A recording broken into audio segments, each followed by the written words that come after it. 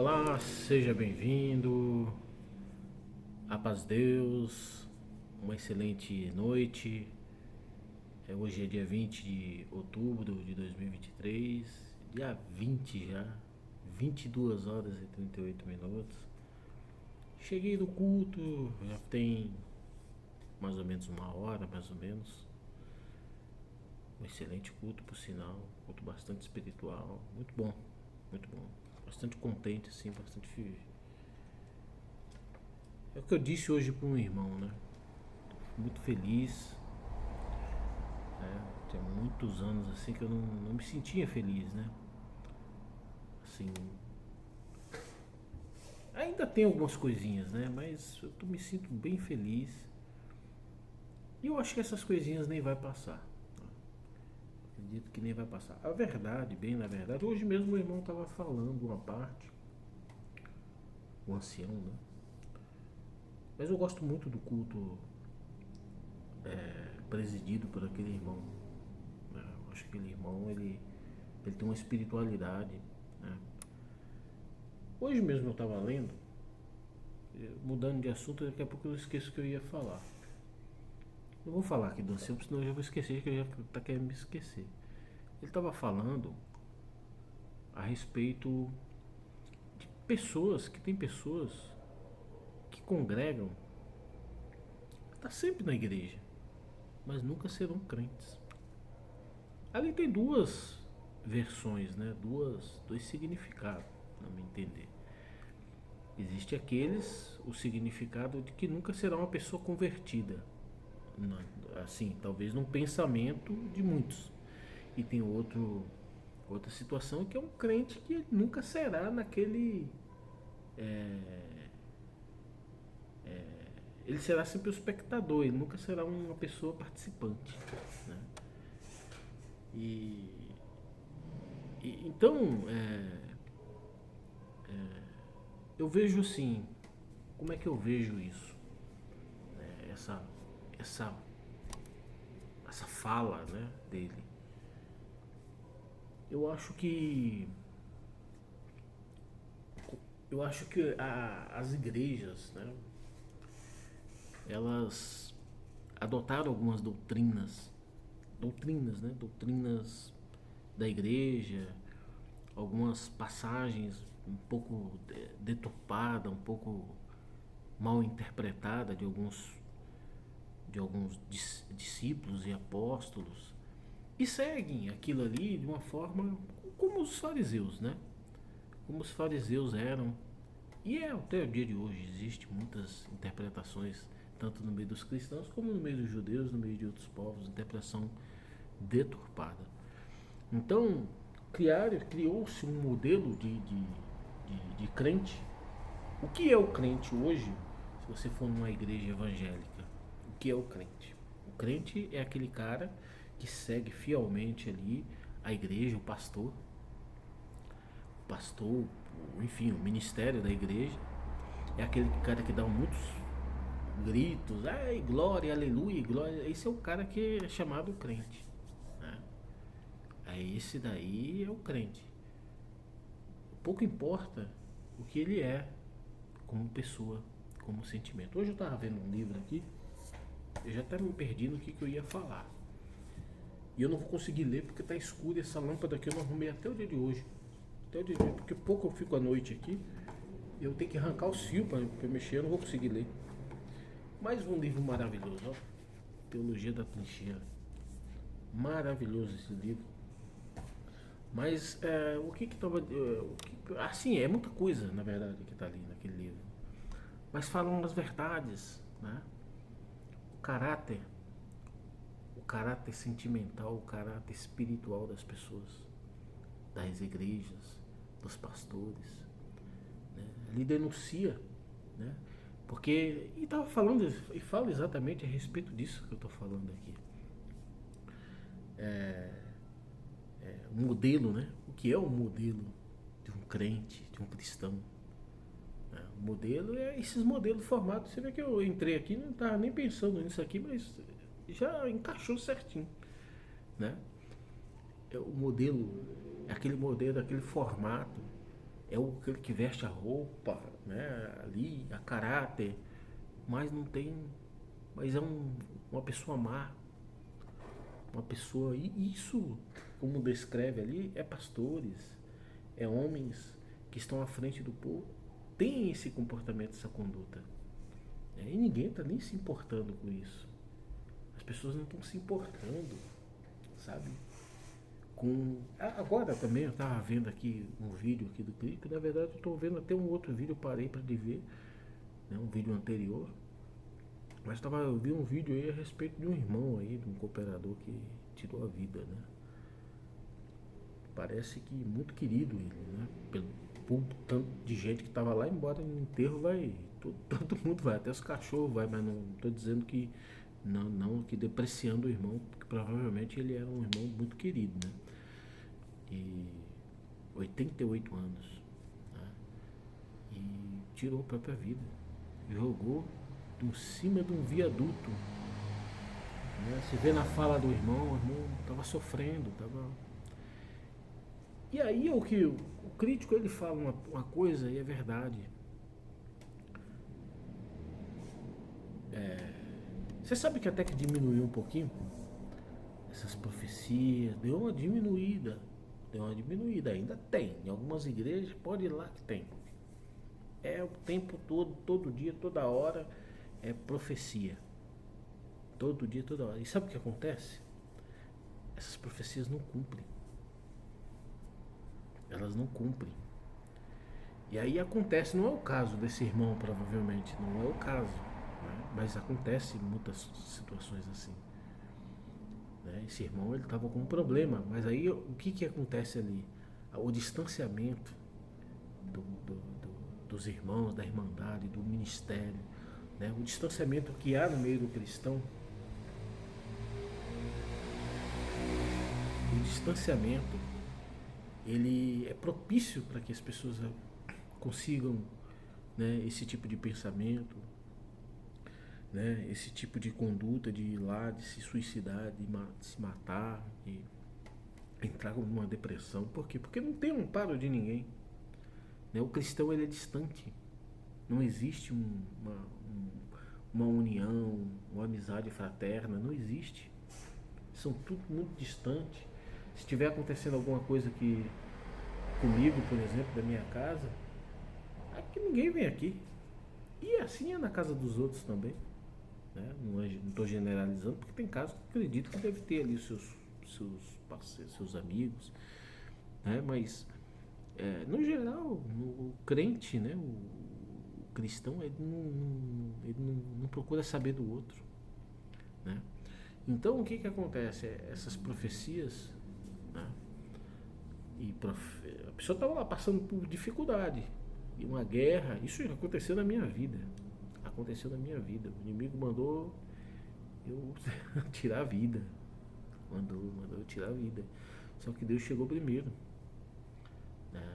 Deus chegou primeiro, né? Eu toquei na misericórdia de Deus e Ele chegou primeiro na minha vida, né? Mas não é sempre que isso vai acontecer, porque as pessoas são despreparadas. As pessoas, primeiro, que é muito difícil ver uma pessoa com intimidade com Deus, né? Precisa do outro para conseguir falar com Deus, precisa ir ali para conseguir falar com Deus. Na verdade, ela não consegue falar com Deus, ela pensa que está falando com Deus através do outro. O outro não está nem aí para a vida dela. Porque sabe o que o outro vai fazer? Vai profetizar, ó, Deus vai te ajudar, e dá até data. Olha, daqui a um mês, daqui a 2 meses, pode contar, acaba o ano sem que aconteça, né? Espalha essas profecias no meio da igreja e a pessoa está lá provada, necessitada, e só quem está provado sabe o que é que está passando. Tem provas na vida da pessoa que é como falou hoje na palavra, né? Tem coisas que a gente passa que nos enfraquece tanto que a gente não tem a certeza do que é que vai acontecer amanhã. Isso que eu vou ser mais ousado em dizer que às vezes o problema é hoje. Tem gente que saiu fugiu para algum lugar para chorar aos pés de Deus, Senhor, eu não sei na hora que eu voltar como é que vai ser. Como é que vai ser? O que vai ser da minha casa? Né? E aí chega lá na igreja, ou chega em algum lugar, principalmente na igreja, né?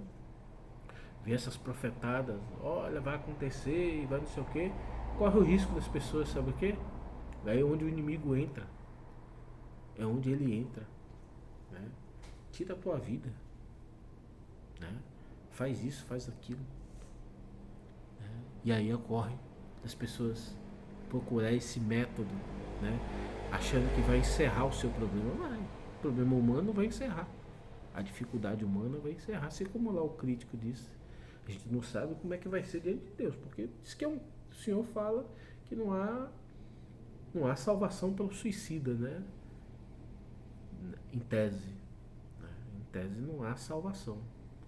Mas o que é impossível para Deus, para nós, é possível para Deus. Então, o Senhor é misericordioso. Não estou dizendo aqui, ó, vai lá, se mata, não, que Deus não vai não, vai não, vai não, não vai não, vai não, faça não, né? Porque a gente sabe que tem um Deus misericordioso, mas não vá tentar Deus não, não vá não, faça isso não, faça não, que tu pode levar um tombo maior do que tu já está levando, entendeu?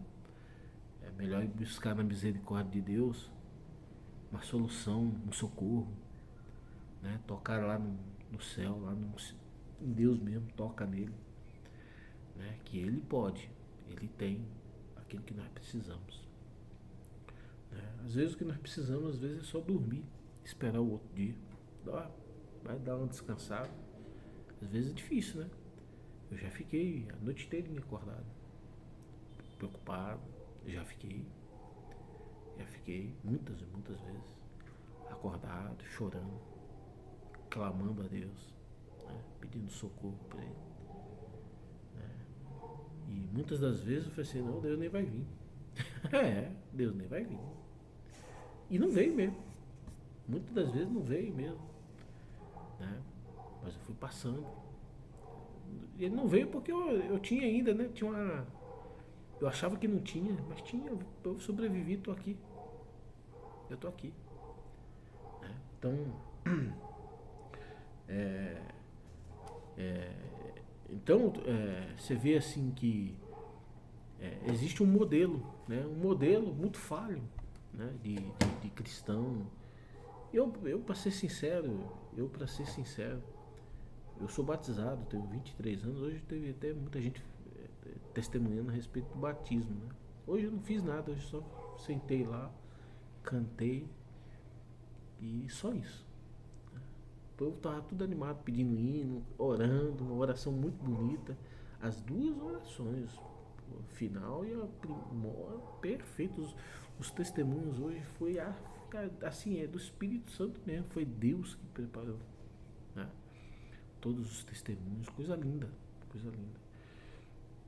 E eu esqueci o que eu ia falar. Eu falei que.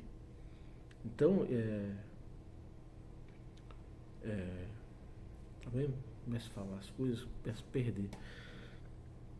Então Deus, ele aparece na vida da gente, sabe? Mas esse modelo é um modelo muito falho. Um modelo muito falho. Onde as pessoas procuram achar, né, que o modelo de cristão é aquele que está ali alinhadinho com a roupa, né, completa, terno completo, né, gravata, camisa, paletó, a calça social, né, toda alinhadinho, sapato social, e glória, aleluia. Esse é o modelo, não. O modelo. Hoje eu passou por mim. E na verdade eu estava despreparado. Eu não tinha uma moeda. Eu não tinha uma moeda na minha mão. Uma moeda. Entendeu? Eu fui num local, tive que fazer lá no cartão, né? No plástico, né? E eu estava indo nesse local e passou uma senhora. Ela deveria ter quase beirando 70 anos. 60 e tanto. Uma senhora, ela passou rápido assim por mim. Eu tava na calçada ainda assim, ela passou. Na hora que ela passou, eu escutei ela falar assim: Ô Senhor, ó Deus, Deus da glória, alguma coisa assim, tem misericórdia de mim, tem misericórdia. Eu não comi nada até agora. Nossa, eu olhei assim, quando eu olhei, ela já tava vindo. Eu falei, meu Deus, eu fiquei ali. Eu fiquei aqui, aquilo me paralisou.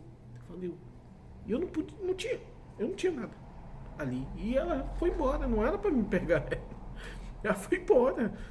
E ela foi depressa, foi uma coisa muito rápida. Muito rápida. E eu fiquei ali, será que eu não tinha que ter feito alguma coisa? Não sei, sabe? Hoje também falou isso na palavra. Hoje falou isso na palavra. Né? De nós fazer alguma coisa. Sabe? E tem muita gente no meio de nós que tá lá no glória, aleluia, eterno, todo arrumadinho, gumadinho, glória, aleluia, piriri, pororó, amado, anjo, e para isso e aquilo, não sei o quê. Mas não sente nada por isso aí. Vê uma coisa dessa, não sente nada. Vê um irmão lá, vê um irmão na igreja todo dia. E até imagina que lá na casa dele tá uma coisa tá um pouco mais difícil.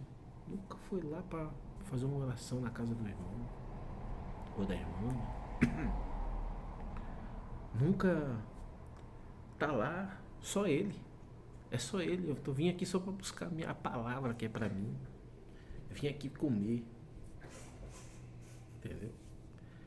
Então, se nós não começarmos a entender que o modelo não é esse aí que querem vender. O modelo é você, né, ser uma pessoa que sente, né, que a sua alma, o seu espírito, ele sente e por sentir, ele guia você como homem ou mulher, guia você em obras.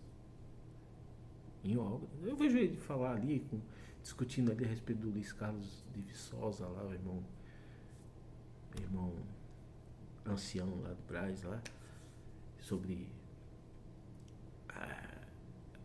ser salvo pelas obras. Não é pelas obras, é pelo sentimento. É um sentimento. Aquele que é espiritual, aquele que está no caminho de salvação. Você vê que eu estou emendando um monte de coisa hoje aqui nessa fala, que está no caminho de salvação, é espiritual. Ele não tem como. As obras é a manifestação. A espiritualidade dele se manifesta pelas obras. É pelas obras. Né?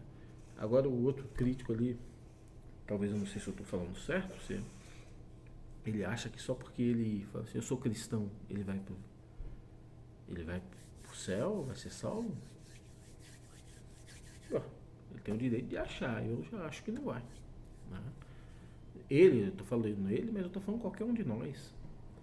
Não vai, não. A gente tem que evoluir espiritualmente.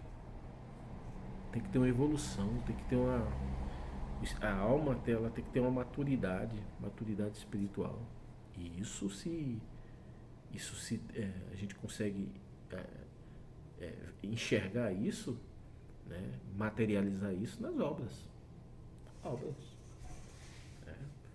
Então é um processo, né?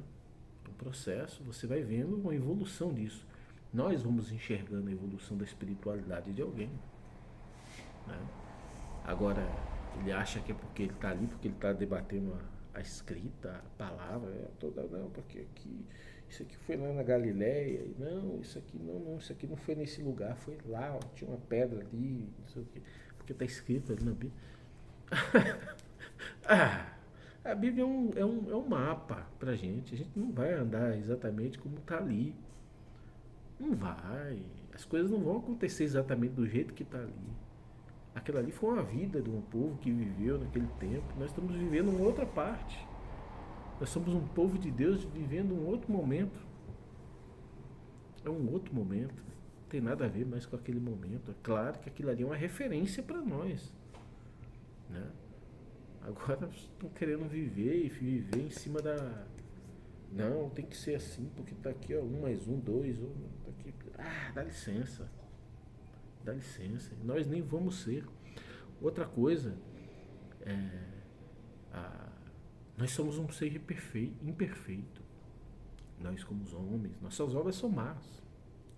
São más.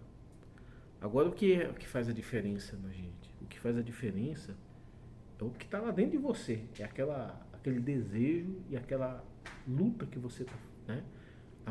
Você buscando, se esforçando para não errar mais, não falhar, não pecar, não fazer as obras más.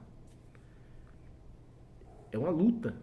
E é essa motivação, esse desejo, esse empenho seu é que vai fazer toda a diferença. Você não vai conseguir ficar santo, puro.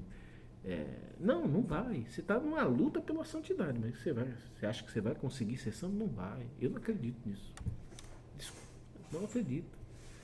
Né? Nós sempre vamos estar sendo pegos por algum erro, uma falha, um pecado, alguma coisa. Sempre vamos estar. A diferença é a gente enxergar o pecado, pô, eu pequei ali. Ó. Como é que eu vou administrar isso dentro de mim? Senhor, eu pequei ali, eu fiz isso, fiz aquilo. O que aquilo vai provocar em mim? Né? O que aquilo vai provocar? Então,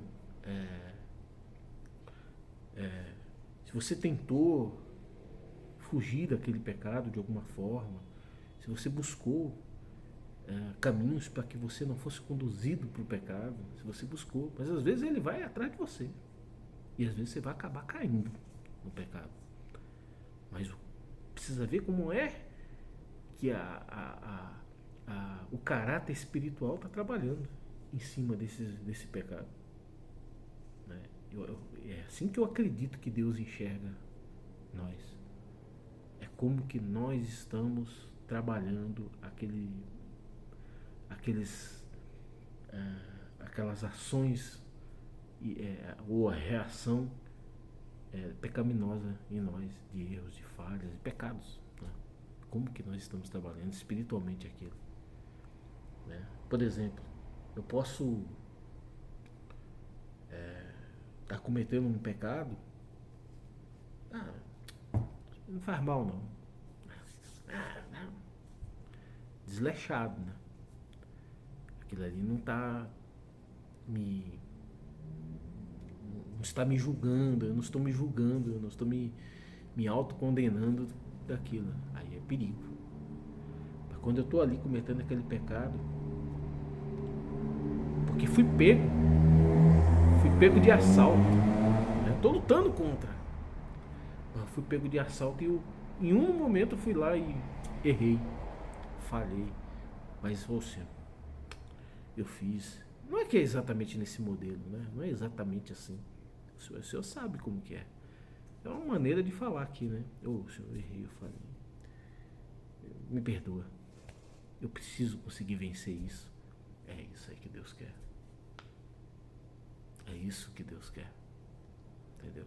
Às vezes nós vamos até o dia da nossa morte, até talvez no dia da nossa morte, nós vamos estar cometendo pecado. Não sei como esse irmão aí, que se suicidou, um desespero, uma coisa.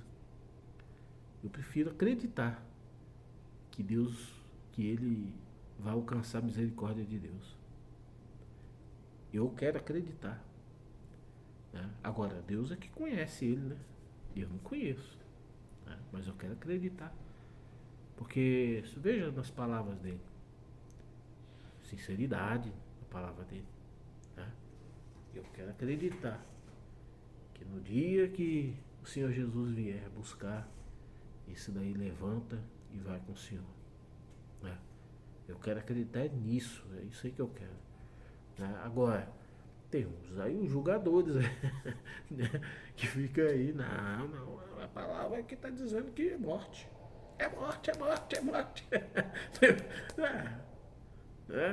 Julgadores, a teologia, tá aqui, é morte. Então, eu não acredito no Senhor. É impossível para mim, para você, para nós aqui. Mas para o Senhor não é impossível. Deus conhece o coração, conhece a alma, conhece o que está dentro lá dele. Né? O Senhor conhece. Ninguém mais conhece. Só Deus. Né? Então Deus pode tirar ele da boca do adversário. Porque tá lá, a alma dele existe. Dorme, né? Mas ela existe. Né? E o desespero, eu quase fui, ó. Eu quase fui. É uma coisa que me marcou muito, né? Porque eu nunca cheguei numa situação dessa. E tem muita gente que acha que é fraqueza, que é isso aqui. Fraqueza? Né? Você não sabe da prova dos outros. Né? Então, é só Deus mesmo. É só Deus, é só a misericórdia de Deus. Então eu quase fui, quase. Ali, né? Eu e gol e sem goleiro. Então, isso daí marca a gente, né? Mas Deus chegou com mão poderosa. Deus chegou com mão poderosa e me libertou daquilo, né? O adversário ficou debaixo do meu sola do meu sapato. Ficou lá debaixo. Né? Então, eu, assim, vou falar, eu tô 23 anos, 24, dentro da congregação. Aí eu quero falar ali do o irmão, da fala dele, né? Nem tô pegando essa fala aqui por algo que eu peguei como um exemplo, né? Não tô dizendo que foi pra mim, que foi, sei lá pra quem foi. Né? Às vezes nem falou com, né?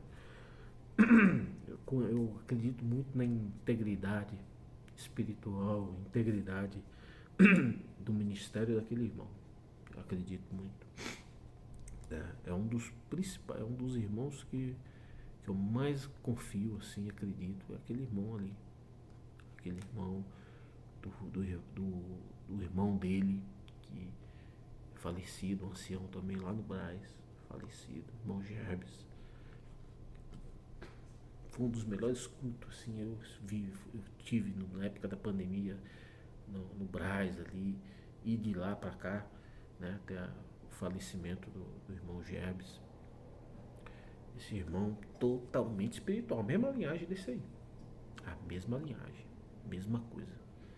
Né? Espiritual, puro, assim, foi um dos assim, só foram poucos cultos, poucos pregadores que eu vi com esse grau de espiritualidade. Né? Então mas não é respondendo, né? É definindo o que eu penso a respeito da fala dele, né? De crente. Né? Eu acho que não. Crente pra mim, todo mundo é crente, né? Eu acho que cristão tem diversos tipos de cristão. Diversos tipos. Tem um cristão estátua, tem um cristão folha, árvore que balança, tem um cristão de tudo quanto é jeito. Né? Mas é tudo cristão. Né? É tudo cristão. E só no dia que o Senhor Jesus vier, né, é que ele vai dizer, com base naquilo que está lá dentro desses. Lá dentro. Porque não adianta ser uma árvore cheia de folha assim, ficar lá sacudindo, mas às vezes o que está dentro, a seiva ali é seca. É seca, não tem sentimento, não é fraterno, não é piedoso, não é misericordioso, não é nada. Não adianta. Às vezes também é igual um poste lá, mas também não tem nada dentro, é oco. Mas às vezes está cheio, né, de fraternidade, de perdão, de amor, tá tudo lá dentro daquele ali, do poste. Né? Então, nós só vai saber no dia que Jesus vier. Não tem como saber. Eu não tenho como saber. Posso ver uma pessoa ali hoje ali, cheia de coisa. E mas não tem nada. Como eu posso ver também alguém cheio de caridade, mas é uma caridade enganosa, falsa. Tá ali só para receber aplausos. Entendeu? Então nós não temos como saber de ninguém. De ninguém. Agora é claro, como eu disse aqui, pelas obras nós sabemos da evolução espiritual, porque um conjunto de coisas que você vai vendo uma pessoa vai agregando no caráter, na minha interpretação, né, do caráter espiritual daquela pessoa, pelo conjunto de obras, né, de ações daquela pessoa. Você vai vendo que aquela pessoa, né, mas mesmo assim ainda engana. Mesmo assim engana. Só não engana Deus. Só não engana Deus, Deus conhece. Né?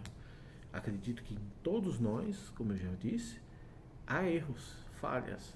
Até mesmo naquele que está ali buscando mesmo a santificação. Mas há falhas, há erros. Ele vai errar, vai falhar, vai. Né? Agora, você vê, por exemplo, é o que eu acho, sabe? O homem de Deus, aquele que é homem de Deus, que está buscando, né? Que está buscando, que tem consciência. Primeiro que ele é sincero. O homem de Deus, ele é sincero. Né? Segundo, que se ele errar, pode esperar. Bate aqui e pede perdão. Ou bate lá na casa, lá onde vai pedir perdão. Pede. Ele pede perdão. Agora você vê uns povos meio orgulhosos aí, rapaz, pode desconfiar. Mas Deus conhece, mas pode desconfiar. Né? Meio orgulhosão, meio não sei o que, desconfie. Né? Então, é isso daí. Eu na verdade nem sei o que eu ia falar aqui, né? Mas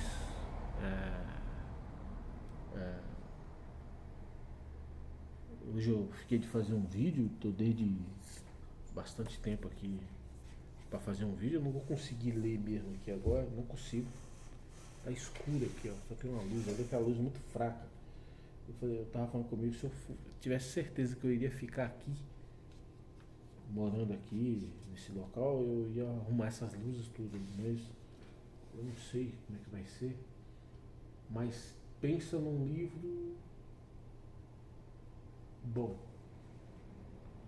Pensa num livro. Eu já li tudo isso aqui, mas olha, percebe-se a igreja bastante preocupada com questões como lei da homofobia, aborto, pornografia e divórcio. Por motivo da integridade intelectual, não se pode crer no Novo Testamento e menosprezar esses assuntos. Evidentemente. Eu não estou enxergando quase nada aqui, acredita? É muito ruim para mim, ó. Tá bem. A liberdade de expressão, os direitos da criança, a santidade da vida humana, a pureza sexual e a importância do matrimônio são valores inegociáveis do cristianismo. Teme-se que, se transgressões como essas não forem combatidas pela igreja, Deus julgará o seu povo. Todavia, eu não concordo, sabe? A igreja não tem que mexer com coisa, não. A gente tem que mexer dentro de nós, lá dentro da igreja. Lá dentro da igreja. Não pode entrar essas coisas. Mas a sociedade está perdida. Né? Todavia, essas não são as únicas transgressões que a Bíblia denuncia e condena. Há iniquidades tão graves quanto elas, que embora estejam presentes de modo histórico, disseminado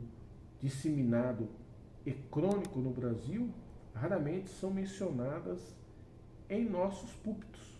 Por exemplo, a desigualdade social, os homicídios, a péssima condição de moradia do pobre, a superlotação dos presídios, os salários baixos, a fome, a condição precária dos hospitais, a falta de acesso à educação de qualidade. Mas eu tinha uma outra parte aqui, melhor ainda, que eu estava vendo. Essa parte é um pouco mais.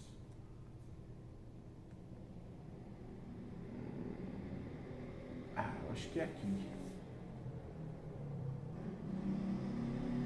Pera aí, pessoal, é rapidão.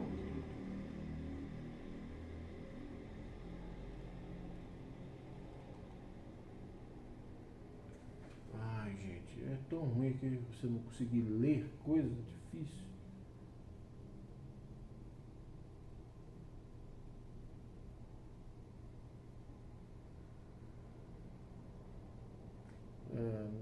Aqui, vamos ver.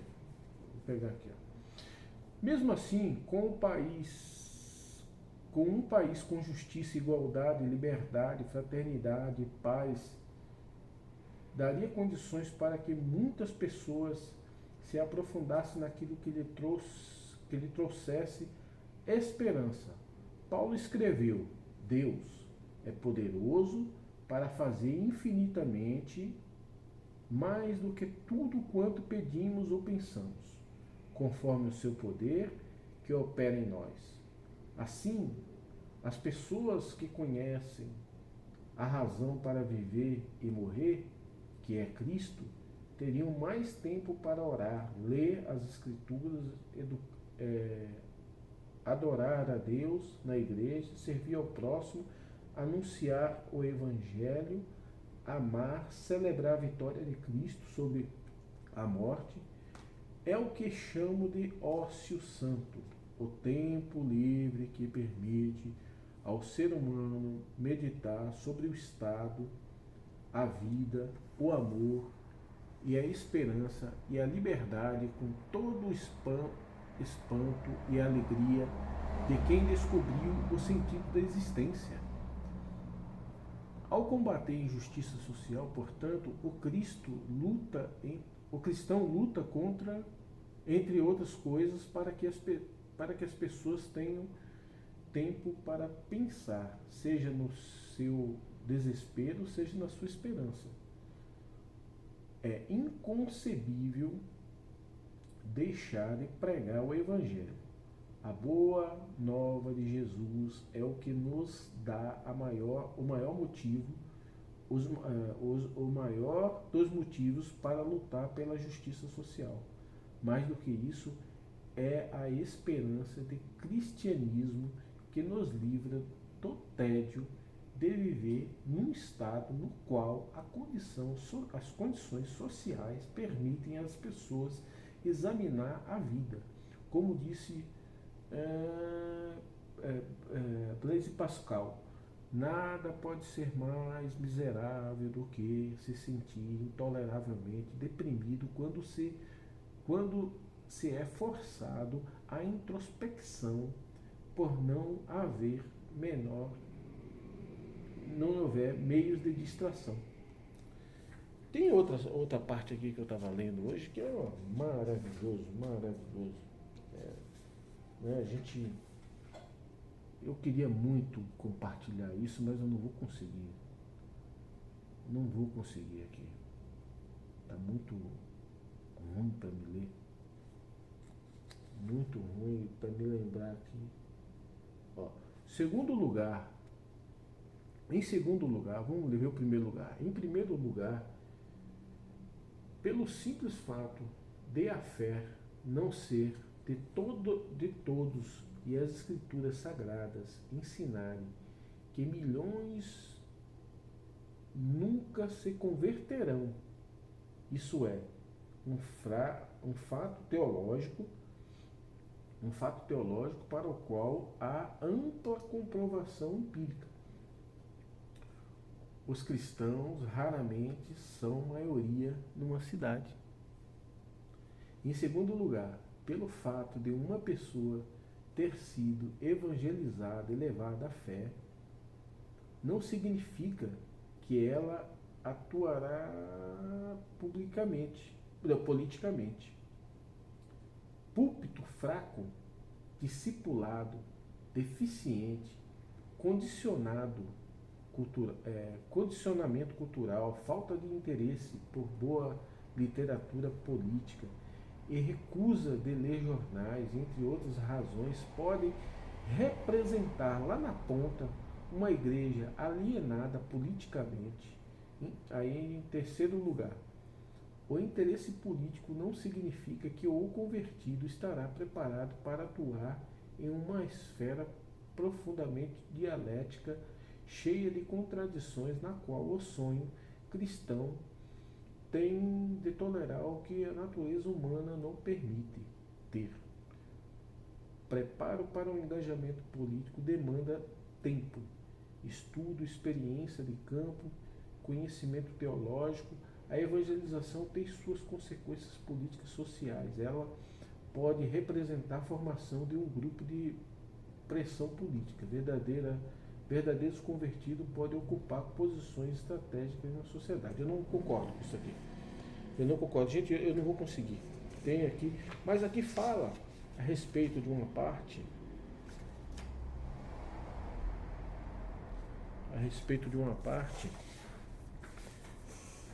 que é as igrejas hoje, né? Como que o povo vê as igrejas? Uma igreja barulhenta, uma igreja onde as pessoas não conseguem entender nem o que se fala lá dentro. É o que me fala, tem gente que me fala. Eu não consigo entender o que é que fala dentro da igreja. Em algumas igrejas por aí. Uns irmãos despreparados que falam nada com nada. Nada com nada. Né? Muitos querem tomar a glória de Deus e isso quer fazer barulho, quer fazer espetáculo. Né? E pouco está preparando as pessoas. Preparando para o que nós vamos viver. E não adianta se afastar se nós não tiver amor. Que é o mandamento de Deus, de Jesus. O mandamento de Jesus é amor ao próximo. Se nós não tiver esse amor, né? E quando você tem esse amor, aí vem perdão, vem caridade, vem fraternidade, vem um monte de virtude, né? No meio disso daí. Se nós não tiver abraçado com isso, com esse amor e essas virtudes, né? Nós não vamos conseguir sobreviver o que vai vir aí, né? Sabe por quê? As pessoas elas vão entrar em pânico, vão se matar, só Deus sabe o que vai acontecer, né? E para que essas pessoas não entrem em pânico, nós temos que estar abraçado com amor, com a fraternidade, né? É um ajudando o outro, é um pelo outro, Não somos desgarrados, não podemos ficar desgarrados, sabe? Um lá, outro cá. Aí eu ia falar a respeito hoje eu dentro da igreja. Eu tô dentro da igreja porque eu sou teimoso, porque talvez Deus me quer dentro da igreja. Ainda não é o tempo, né, de sair. Mas tem momentos que eu falo assim, eu não sei o que eu estou fazendo dentro da igreja. Eu não me vejo, aquilo ali, né, na maioria, né, dos casos. Como eu disse, eu estou indo nos lugares, tenho me sentido muito à vontade nesses lugares, né? Embora tenha alguns lugares ainda que tem umas coisinhas, mas né, eu agora sou a palmatória do mundo, eu que sou o certo do mundo, não, eu tolero, né? Aquilo que eu não concordo muito, mas eu tolero, mas de verdade eu não sei o que é que eu estou fazendo agora, porque eu estou fora, porque Deus já lançou fora, negativo. Estou muito firme na presença de Deus, sinto a presença de Deus o tempo todo. Estou no caminho pela misericórdia de Deus, não porque eu posso, porque eu tenho, não, porque o Senhor tem me sustentado, né? Tem me sustentado. Como cristão, né? Estou no caminho certinho. Estou falando de igreja. Igreja tem hora que eu fico ali, por que eu ainda vou? Porque ali eu vejo assim que não é nem mais ambiente pra mim, assim, tem hora, sabe? Tem hora que faz principalmente quando chega na hora de palavra, né? Em alguns lugares, sabe? Principalmente. E principalmente quando em relacionamento com irmãos, sabe? Relacionamento, os assuntos já não batem mais. Não bate, eu vejo que as pessoas são muito alienadas, muito, sabe, alienada, fanatismo pela doutrina, não é pelo amor, for para ser fanático, vamos ser fanáticos pelo amor. O amor de Jesus. O amor que Jesus ensinou. Né? E não fanático pela doutrina, fanático pelo púlpito, fanático pelo não sei o quê, fanático. Dá licença. Né? Então, às vezes eu fico, sabe? Às vezes você vai conversar com um irmão, isso é doutrina pura. Né? Tá ali naquela idolatria da igreja. Idolatria da igreja. Né? E se for falar com outro de outra religião, é a mesma coisa. É a mesma situação. E isso para mim não leva para o céu. Quem sabe é Deus, mas isso para mim, né? Porque vai chegar os dias difíceis aí, ó, nós estamos caminhando, né? Será que nós já estamos vendo aí que a coisa não vai ficar, né? Vai ficar difícil. Na hora que a gente chegar ali, meu amigo, se nós não tiver vinculado com amor, abraçado e preso ali no amor, né? Vai ser difícil. E tem muitos aí que tá achando, não, mas eu tô aqui no grupinho do ministério, no grupinho não sei o quê. Tu vai se decepcionar, pistão. Vai. Ele não vai ter nem pra eles. Nem pra eles. Pode guardar o que eu tô dizendo. A não ser que Deus queira abençoar, né? Aí é um outro assunto. Mas o negócio vai estar tão difícil, tão... Ele não vai ter paz pra ele não vai ter dinheiro pra ele, não vai ter... Não. Vai ter a porção que Deus vai dar se ele crer em Deus, né? Estiver buscando em Deus mesmo, né? E dividindo o que é seu, né? Dividindo o que é seu, porque aquele que divide o que é seu, nunca vai faltar uma fatia de pão na casa dele, não, um pedacinho de bolo, né? Nunca vai faltar, não. Quando faltar, falta lá um dia, mas no outro dia tá lá. O Senhor vai mandar lá, ué.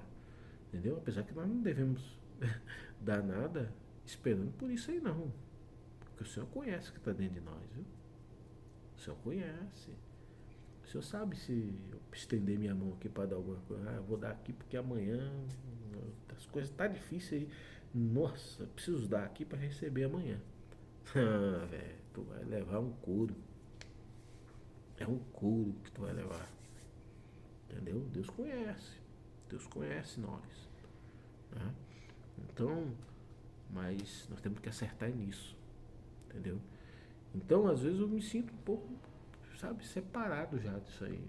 Tem hora que eu falo, meu Deus, o que é que eu estou fazendo? O que é que eu estou fazendo no meio disso? Eu não quero viver essa loucura, essa idolatria, sabe? Eu não quero viver. Eu sou diferente mesmo. Sou diferente, não gosto de, sabe, diferente. Né? Eu gosto de estar no meio do amor, no meio da sinceridade mesmo, sabe? Uma coisa sincera. É ali que eu gosto de estar. Negócio de. Quantas visitas eu fui?